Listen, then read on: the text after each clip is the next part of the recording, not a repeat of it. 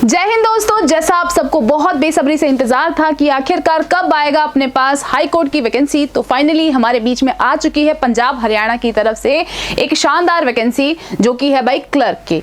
तो देखेंगे, सबसे पहली बात करते हैं कितने पदों पर आई है। तो अपने पास लगभग 1265 पदों पर अपने पास ये वैकेंसी देखने के लिए मिल रही है।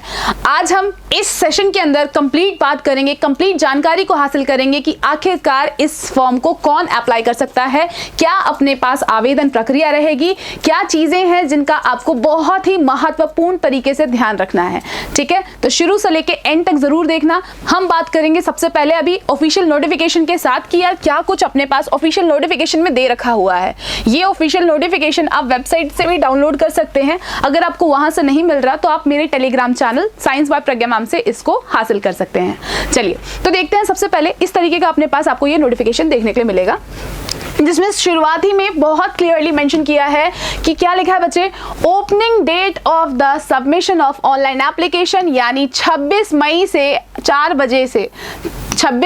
4 बजे से आप इसका आवेदन प्रक्रिया शुरू हो जाता है कि जेड़े बच्चा नो भाई की करना है, फॉर्म अप्लाई करना है, वो सारे अप्लाई कर सकते हैं। दूसरी गल करिए भाई क्लोजिंग डेट, तो क्लोजिंग डेट देख लो भाई, हमारे पास क्या है भाई 23 जून। ठीक है, 23 जून है इसकी आखिरी तारीख। शाम के 4 बजे से पहले आप इसको फॉर्म को सब अप्लाई कर दीजिएगा। अच्छा, उसके बाद हम बात करते हैं नंबर ऑफ वैकेंसीज। तो ये आपको पहले ही दिखाई दे गया था कि हमारे पास भाई 1265 पदों पर ये वैकेंसी, ये भर्ती आई हुई है। चलिए अब बात करते हैं एलिजिबिलिटी की, आखिरकार किन किन पदों पर आई है, क्या क्या एलिजिबिलिटी है, क्या पेपर पैटर्न रहने वाला है, हर एक चीज डिस्कस करेंगे। ठीक है, तो देखो ध्यान से, सबसे पहले हमारे पास क्या है, कैटेगरी वाइज ये वैकेंसी ऐसे निकली हुई है। तो अगर हम बात करते हैं अनरिजर्व जनरल कैटेगरी की, तो देख लो पदों हैं जो हमारे पास, वो है कितने हैं भाई, 141 पोस्टों पर ये वैकेंसी आई हुई है। नेक्स्ट अगले, अगर ऐसे ही आप देखेंगे तो हमारे पास बैकवर्ड सेक्शन के लिए अलग दे रखा हुआ है, उसमें भी यहाँ पे मेंशन किया ना बैकवर्ड क्लासेस कहाँ का होना चाहिए, हरियाणा का, है ना।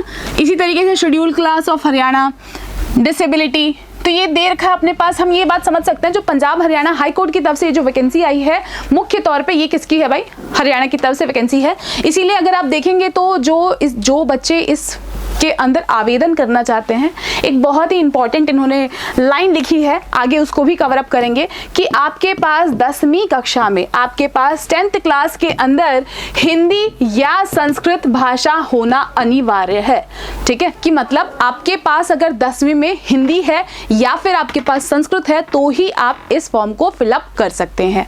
चलिए आगे देखते हैं। तो हमारे पास इस तरीके से आप देख सकते हैं कुल अपने पास ये पदों पर अपने पास वैकेंसी आई हुई है। ठीक है, अगला क्या दे रखा हुआ है, अगला हमारे पास ये दे रखा है कि आगे अगर हम बात करें एज रिलैक्सेशन की, जो आम तौर पे बात करें कि एक जनरल कैटेगरी की अपने पास एज क्या है, तो वो है भाई 18 से लेकर के 37 वर्ष। ठीक है, इसके बावजूद हमारे पास देखेंगे तो आप बहुत सारे बच्चे ऐसे हैं जो क्या कर सकते हैं भाई, इस प्रकार का अगर हम देखें कि यहाँ पे एज लिमिट जो है जनरल कैटेगरी के लिए वो कितना है, अच्छा 42 वर्ष तक है। ठीक है, ये थोड़ा सा ध्यान देंगे कि जनरल कैटेगरी के लिए, अनरिजर्व कैटेगरी के लिए मिनिमम न्यूनतम अपने पास जो आयु सीमा होनी चाहिए वो कितनी होनी चाहिए, 18, और मैक्सिमम कितनी होनी चाहिए भाई, 42। इसके अलावा अगर हम बात करें तो भाई एज रिलैक्सेशन का भी यहाँ पे है, देख सकते हैं आप, जो शेड्यूल कास्ट के हैं यानी SC कैटेगरी के हैं या BC कैटेगरी के हैं, तो यहाँ पे उनको मिल रहा है पूरे 5 वर्ष का भाई एज रिलैक्सेशन। पर याद रखिएगा कि अगर आप कास्ट के बेसिस पे एज रिलैक्सेशन ले रहे हैं तो जरूरी है कि आपके पास कास्ट सर्टिफिकेट हो। ठीक है, चलिए इसके बाद अगर आप देखेंगे तो हमारे पास डिसेबिलिटी एक्ट के तहत यहाँ पे 10 वर्ष का इनको यहाँ पे रिलैक्सेशन मिलेगा। इसी तरीके से एक्स सर्विसमैन के लिए भी है, और इन सर्विस, अनमैरिड, इस तरीके से बहुत सारे अपने पास एज रिलैक्सेशन है। ठीक है, चलिए अगली जो बहुत ही ज्यादा महत्वपूर्ण है वो ये रही क्वालिफिकेशन। ठीक है, क्या कुछ क्वालिफिकेशन होनी चाहिए, तो यहाँ पे क्या लिखा है, the applicant should possess a bachelor degree of arts और बैचलर डिग्री ऑफ साइंस और इक्वलेंट ठीक है, कि हमारे पास क्या हो कि जो भी बच्चे इसमें आवेदन करने जा रहे हैं उनके पास बैचलर होना चाहिए, चाहे वो आर्ट्स में हो, साइंस में हो या फिर किसी और इसके इक्विवेलेंट। ठीक है, अच्छा दूसरी बात जो इन्होंने लिखी है वो क्या लिखी है भाई, प्रोफिशिएंसी इन कंप्यूटर, कि कंप्यूटर में बच्चा जो है वो बहुत ही अच्छा होना चाहिए। ठीक है, और ये दे रखा है कंप्यूटर में भी क्या कुछ आना चाहिए, अच्छी कमांड किस पे होना चाहिए भाई, वर्ड प्रोसेसिंग, स्प्रेडशीट। अब ऑब्वियस है हमारे पास अगर आप क्लर्क की वैकेंसी के लिए जा रहे हैं तो आपको तो ये सब कुछ आना ही चाहिए। चलिए आगे हम बात करते हैं, क्या लिखा है, in addition to the above applicant should have pass matriculation with Hindi and और संस्कृत। ये लाइन बहुत ही ज़्यादा इंपॉर्टेंट है कि हर वो बच्चा जिसने 10वीं में अपने पास हिंदी या फिर अपने पास संस्कृत भाषा को पास किया है वही बच्चा इसमें आवेदन कर सकता है। या फिर अपने पास एक वर्ड क्या कह रहा है, और should have +2 BA MA with Hindi, कि अगर आपने 10वीं में नहीं किया है तो चलो कोई बात नहीं है, लेकिन कम से कम तुमने 12वीं में किया हो या आपने BA में किया हो या फिर अपने पास किसी और क्वालिफिकेशन के अंदर आपके पास हिंदी या संस्कृत होना ही चाहिए। ठीक है, चलिए अगला अपने पास और क्या दे रखा हुआ है, तो हमारे पास देखो भाई disqualification, no person should enter in the contract, ये तो पता ही है तुम्हें कि है ना, इस तरीके का कुछ दे रखा होता है कि भाई है ना कि कॉन्ट्रैक्ट मैरिज एंड ऑल के केसेस में ना हो। नेक्स्ट है भाई पे एंड अलाउंसेस की बात करें तो यहाँ पे क्या लिखा हुआ है, the salary pay and allowances etcetera of the recommended candidate will be governed by the latest rules and instructions issued by the, ठीक है, तो हमारे पास क्या जो भी लेटेस्ट नियम रहेगा किसका, गवर्नमेंट ऑफ हरियाणा का, उसके हिसाब से अपने पास सैलरी पे एंड ऑल सब कुछ डिसाइड होगा।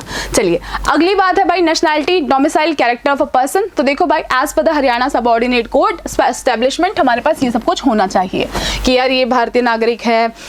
ठीक है, चलिए और क्या है, फॉर रेगुलर गवर्नमेंट एम्प्लॉय, कि मान लीजिए अगर कोई ऐसा इंसान है जो पहले से काम कर रहा है, कहाँ पे, अपने पास स्टेट्स के अंदर, है ना, तो ये दे रखा हुआ है who are in service of Punjab and Haryana, कि मतलब जो हमारे पास पंजाब या हरियाणा की तरफ से पहले से काम कर रहे हैं तो उन लोगों के लिए अपने पास क्या दे रखा हुआ है, while applying no objection certificate, तो आपको ऑब्वियसली नो ऑब्जेक्शन सर्टिफिकेट पहले अपने को हेड ऑफ ऑफिस से लेके आना पड़ेगा।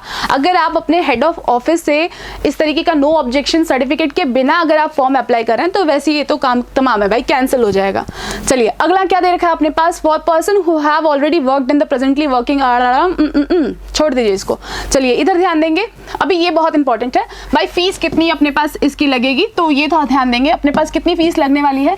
तो देखो भाई for male and female of SC BC या फिर अपने पास जो अपने पास इकोनॉमिकली वीकर सेक्शन है, ठीक है, तो ये क्या दे रखा है, ऑफ हरियाणा, ये बहुत इंपॉर्टेंट है कि अपने पास मेल फीमेल SC ST जो भी है वो कहाँ के भाई, सिर्फ और सिर्फ हरियाणा की बात कर रहे हैं, उनके लिए अपने पास कितना फीस लगेगा, तो उनके लिए जो कुल फीस लगेगा वो लगेगा भाई 710। ठीक है, उसके बाद क्या दे रखा है, person with benchmark disability of Haryana, तो इनके लिए जो फीस है वो भाई 0 है। अभी एक बात ध्यान देंगे, यहाँ पे हरियाणा हरियाणा करके मैं वर्ड आपको हाईलाइट कर रही हूँ क्योंकि यहाँ पे जो कंप्लीट नोटिफिकेशन के अंदर मेंशन किया हुआ है उसमें हरियाणा के जो लोग हैं उनको मतलब यही कहना चाहता है कि भाई हरियाणा का होना कंपलसरी है तो इतनी फीस लगेगी, नहीं तो बाकी सारे जनरल कैटेगरी में आएगा। लिखा है ना, थर्ड को क्या कर दिया है, ऑल अदर कैटेगरी, मतलब चाहे आप पंजाब से हैं या फिर कहीं और से, तो डायरेक्टली दे रखा है। बाकी सभी लोगों के लिए जो फीस रहेगी वो रहेगी भाई 1200 मेल के लिए, फीमेल की बात करें तो थोड़ी सी छूट है और अपने पास 875 रुपए लगेंगे। ठीक है, क्लियर है भाई। चलिए आगे चलें, तो आगे हमारे पास क्या दे रखा है, अब हमारे पास जो बहुत ही ज़्यादा इंपॉर्टेंट है वो ये दे रखा है, test centres and date of examination, ये अपने पास दे रखा है, इस वेबसाइट पे अपलोड कर देंगे। ओके, मोड ऑफ सिलेक्शन, अच्छा मोड ऑफ सिलेक्शन क्या रहेगा, तो ये सबसे पहले हम ये देखते हैं कि हमारे पास क्या है। सबसे पहले the applicant shall have to take online CBT, सबसे पहले क्या होगा भाई हमारे पास, we will have a CBT, हमारे पास होगा भाई एक CBT का परीक्षा यानी कंप्यूटर बेस्ड टेस्ट, ठीक है, जिसके अंदर सबसे पहले आएगा भाई GK, और ये कितने हैं, 50 सवाल, हर एक सवाल 1 नंबर का, कुल मिला जुला करके यानी 50 नंबर का अपने पास यहाँ पे जनरल क्वेश्चन पूछ रहा है। अगला क्या है भाई, इंग्लिश का कॉम्पोजिशन आ रहा है जिसमें से सब्जेक्टिव और ऑब्जेक्टिव दोनों प्रकार के सवाल हैं। ऑब्जेक्टिव का मतलब होता है बच्चे MCQ, सब्जेक्टिव मतलब आपको कुछ ऐसे लिखना है, पैराग्राफ एंड ऑल, ठीक है, तो क्या कुछ लिखना है देख लेते हैं। तो हमारे पास एक ऐसे राइटिंग आएगा, एक लेटर आएगा, प्रीसी आएगा, ट्रांसलेशन आएगा, ठीक है, ये सब कुछ आने वाला है।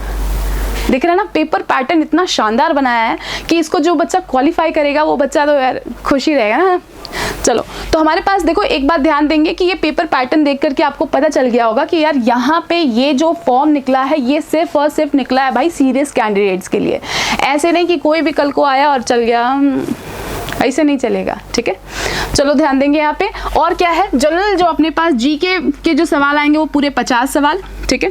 इंग्लिश का जो है 50 MCQ है और बाकी अपने पास इस तरीके का सब्जेक्टिव है, ठीक है। तो 50 MCQ जो है उसमें हमारे पास दे रखा हुआ है मैक्सिमम नंबर 20 नंबर का। अच्छा, ऐसे 150 शब्दों के अंदर अंदर लिखना है 10 नंबर का। एक लेटर है जो कि 5 नंबर की है। प्रीसी जो है वो 5 नंबर का है। ट्रांसलेशन जो है वो है 10 नंबर का। लेटर पता ही आपको क्या होता है बच्चे, प्रीसी ना अपने पास क्या होता है, कुछ एक बड़ा सारा कंटेंट होता है उसको छोटा करके लिखना होता है, ठीक है। ट्रांसलेशन पता ही आपको हिंदी से इंग्लिश की तरफ लिखना है, ठीक है। और ये सब कुछ मिला करके आपका बनेगा 30 नंबर का। तो इस तरीके के 50 नंबर का अपने पास अंग्रेजी भाषा का टेस्ट होगा और 50 नंबर का आपका जीके का टेस्ट होगा। अच्छा, उसके बाद हमारे पास क्या लिखा है, 33% in each subject, but no candidate shall be considered to have qualified the test unless he or she obtain 40% marks aggregate of the both subject। कि कट्टो कट दोनों की करना पड़ेगा बच्चे कि हमारे पास ये दोनों सब्जेक्ट से मिला करके एग्रीगेट अपने पास कम से कम 40% बनना ही चाहिए, तभी आपको कहेंगे कि हाँ भाई तुमने पेपर 1 क्वालिफाई कर लिया है, ठीक है। डन है भाई। तो कुल मिला जुला के जो आपका ये जो टेस्ट रहेगा ये 100 नंबर का अपने पास टेस्ट है और ये टेस्ट है भाई ऑनलाइन टेस्ट है, ठीक है। चलिए आगे देखते हैं। तो हमारे पास यहाँ पे क्या दे रखा है, नेगेटिव मार्किंग के लिए बताया हुआ है कि भाई MCQ जो है 1/4 नंबर काट लिए जाएंगे अगर आप गलत आंसर करेंगे, तो मतलब तीर तुक्का तो नहीं मारेंगे, ठीक है। उसके बाद क्या दे रखा है, composition on computer within the stipulated time period, English composition subjective will be test only on the basis of the candidate who have secured. क्या कहता है कि हमारे पास वो बच्चे जिन्होंने अपने पास जीके के अंदर 33% स्कोर किया है उन्हीं बच्चों का अपने पास इंग्लिश वाला जो कॉम्पोजिशन सेक्शन है उसकी चेकिंग की जाएगी, अदरवाइज नहीं किया जाएगा, ठीक है। सभी को समझ में आ गया कि हमारे पास जो आपका क्या चीज़ है बच्चे, जो आपका जीके का पोर्शन है 50 नंबर का है ना, इसमें का 33% जब तक आपने स्कोर नहीं किया है तो आपका कॉम्पोजिशन देखा भी नहीं जाएगा, ठीक है। चलिए आगे देखते हैं और क्या दे रखा है अपने पास। जिन बच्चों ने अपने पास एक बार CBT निकाल लिया उन बच्चों को आगे क्या होगा भाई, प्रोफिशिएंसी टेस्ट के लिए बुलाया जाएगा, ठीक है। प्रोफिशिएंसी टेस्ट में अपने पास क्या हो जाएगा, जो पर्सन है उसका भाई नॉलेज चेक किया जाएगा कि है ना ये कैसा अपने पास आपको टाइपिंग वाइपिंग कितनी आती है, तो ये देखा जाएगा अगला चीज, ठीक है। ये दे रखा है प्रोफिशिएंसी टेस्ट में क्या है बच्चे, spreadsheet test is of 10 mark of 10 minute, कि 10 नंबर का 10 मिनट के लिए होगा और securing 40% और more that is in 4 और more number, ठीक है। अगली चीज क्या है भाई, पार्ट 2 के अंदर पर्सन को क्या करना पड़ेगा, कंप्यूटर टाइपिंग टेस्ट देना पड़ेगा और जिसकी रफ्तार कितनी होनी चाहिए भाई, 30 वर्ड्स पर मिनट, कि मतलब आप 1 मिनट के अंदर 30 वर्ड को टाइप कर लेते हैं, ठीक है। क्लियर है। और ये क्या है, इंग्लिश में आपका टाइपिंग टेस्ट होगा। तो ये बात सभी को समझ में आ गई कि हिंदी टाइपिंग टेस्ट नहीं हो रही, यहाँ पे इंग्लिश टाइपिंग टेस्ट हो रही है, ठीक है। अगर किसी बच्चे को कोई भी डाउट आता है तो वो मुझे कमेंट सेक्शन में जरूर बताइएगा, ठीक है। चलिए अगला क्या है, number of word typed mistake, कि कट मतलब मैक्सिमम जो हमारे पास जो ये दे रखा है वो 10 नंबर अपने पास इस तरीके का, कि अगर कोई बच्चा मिस्टेक कर रहा है तो वो अलग अपने पास काउंट किया जाएगा, ठीक है।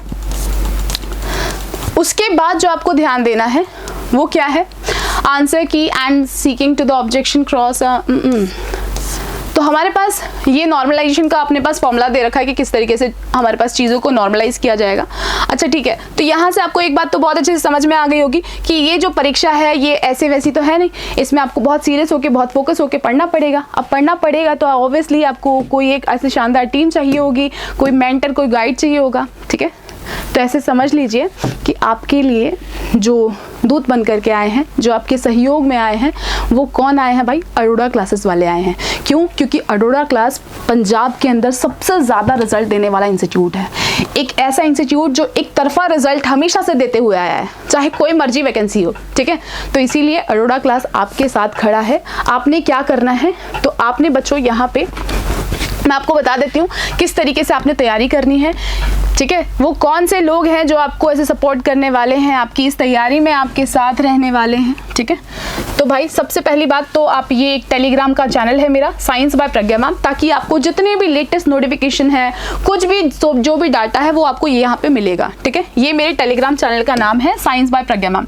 मैं आपको साइंस पढ़ाती होती हूँ ना, इसीलिए अपने पास टेलीग्राम चैनल का नाम कुछ ऐसा ही लिखा है। ठीक है, साइंस बाय प्रज्ञा मैम, इसको फटाफट से जाके ज्वाइन कर लो।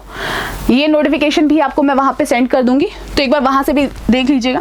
ठीक है, उसके बाद आपने करना क्या है, अगर आपके पास एक एंड्रॉयड फ़ोन है तो आज ही अपने एंड्रॉयड फ़ोन पे क्या करना है, आपने अरोड़ा क्लास की एप्लीकेशन को डाउनलोड करना है। हाँ, ये हमारा लोगो है, बहुत ध्यान से देख लीजिए, अगर नहीं कुछ पता लग रहा तो। ठीक है, ऐसा लोगो आपको दिखाई देगा। जैसे ही आ गया प्ले स्टोर से जाके इसको फिर इस तरीके से ओपन कर लीजिएगा। फिर वो ऐसे कुछ बेसिक डिटेल्स मांगता है, जैसे आपका फ़ोन नंबर किससे लॉगिन करें, तो सब कुछ करके इस तरीके का आपके पास एक इंटरफेस देखने के लिए मिलेगा। यहाँ पे ना आपको क्या करना है बच्चे, कोर्सेज बटन पे जाके क्लिक करना है। ठीक है, कोर्सेज बटन पे जैसे ही आप क्लिक करेंगे तो इस तरीके का आपको खुल जाएगा, और फिर आपने क्या करना है, यहाँ पे आपने करना है क्लर्क। ठीक है, और फिर आपको क्या देखने के लिए मिलेगा, आपको अपना बैच देखने के लिए मिलेगा। बैच जैसे ही आपको देखने के लिए मिल गया तो आपने क्या करना है, जो भी आपको वहाँ पे अमाउंट दिखा रहा है आपने वो अमाउंट पे ही नहीं करना। क्यों?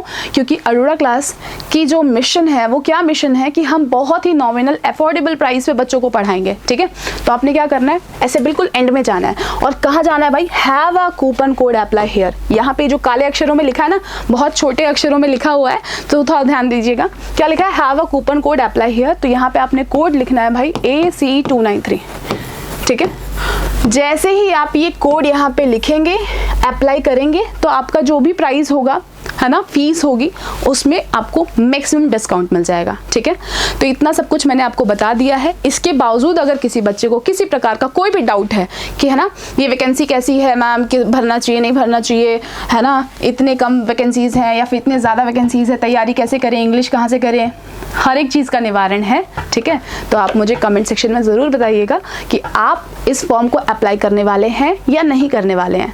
तो मिलते हैं किसी और सेशन में, तब तक के लिए जय हिंद, जय भारत।